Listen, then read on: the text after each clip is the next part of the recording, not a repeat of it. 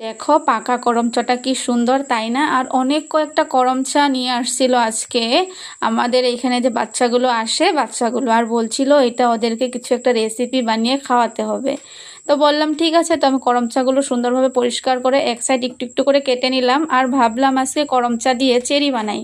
তো আমি এখানে 3 কাপ চিনি নিয়েছি আর আধা কাপ জল দিয়ে চিনিটাকে অনেক সময় লো ফ্লেমে জাল করে নেব। যেভাবে আমার মুড়ির লাড্ডু বানানোর সময় শিরাটাকে তৈরি করা হয় ওইভাবে আমি আঠা আঠা করে নিলাম। আর একটু কেকের ফুড কালার ইউজ করলাম, যেটা রেড কালারের ফুড কালার, এখানে অল্প আমি ফুড কালার দিয়ে নিলাম। আর ফুড কালারটা দেওয়ার সঙ্গে সঙ্গে শিরাটা পুরো লাল হয়ে গিয়েছিল। দেখো কি সুন্দর লাগছে, তাই না দেখেই?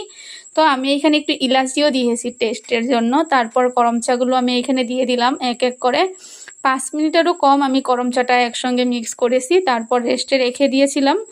তো দেখো করম চাগুলো কি সুন্দর হয়েছে, পুরা চেরির মতো লাল লাল আর শক্ত হয়েছিল কিন্তু। আর বাচ্চাগুলো খেয়ে তো খুব ভালো পেয়েছে, বলছে এই ধরনের করম চা আমরা কোনোদিনও খাই নাই ম্যাম, এরকম বলছে। তো দেখো সবাই কি মজা করে খেলো আর এতটা আনন্দ হয়েছে যে ওদের জিভটাও লাল লাল হয়ে গিয়েছিল। আর দেখো হাতটাও লাল হয়ে গেছিল, বলছে কি সুন্দর, কিভাবে বানালে গো, আমাদেরকে কি শিখাবে? তো বাচ্চাগুলো কি আনন্দ পেলো দেখো।